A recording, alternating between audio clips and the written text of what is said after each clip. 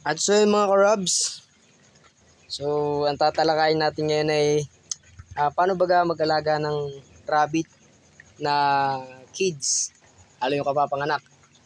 So ganito ako mag-alaga dito sa aking rabbit, rabbitan dito sa backyard ko. Una sa lahat, pagka alam kong mga anak ng mga rabbit, syempre, at nagpakasta ako within 32, 31, ay mga anak na. So dapat meron kayong ganito nest. Yan, para meron siyang pag-aanakan. Merong mga hindi nila alam na buntis yung kanilang rabbit, paano yung magkasama, gawa ng magkapatid. Hindi magandang pagsamahin, gawa ng hindi mo malalaman kung buntis na yung rabbit ninyo o hindi pa. Bigla na lang mga anak, wala siyang nest, kaya naaabandon na yung mga kanyang anak. So wala. Tsaka kalimitan, mga bata pa, nag-aanak yung mga ganayon. Yung magkasama lagi sa kulungan. Kasi yung iba, mga 5 months, 4 months, kinakastahan na ng rabbit. Kaya, nabubuntis hindi pa niya alam kung paano mag-alaga ng rabbit. So, dapat guys 5 months or 6 months. So, yun nga, paano mag-alaga. So, guys, mga karabs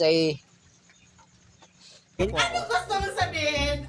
Dapat, ang aalagaan talaga ninyo diyan ng husto ay yung mother daw.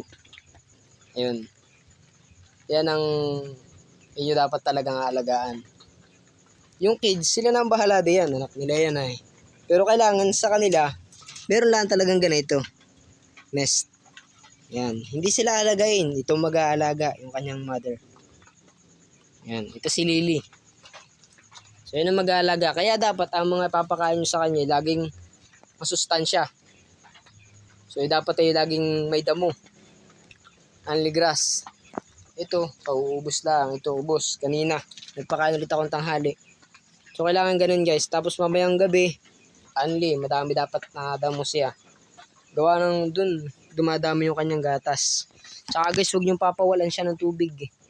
Napakalakas uminom ng tubig na may ng isang rabbit na may anak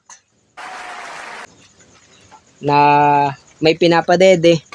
Importante sa kanila may tubig lagi. Ayun. So 2 beses ko nilagyan yung clay pot nila, ubos. So mamaya lalagyan ko ulit. So kung maaari, may doon kayong ganito na galon. So ito namang isa, ganun din. So ito tatatlo naman.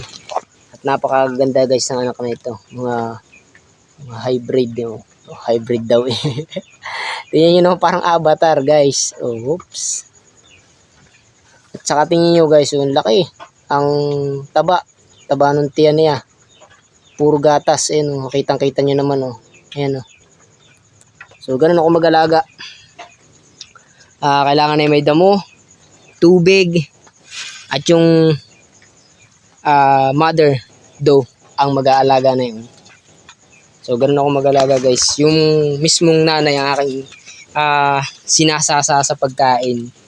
So, yun guys. Sana kayo may natutunan doon sa aking maikling video.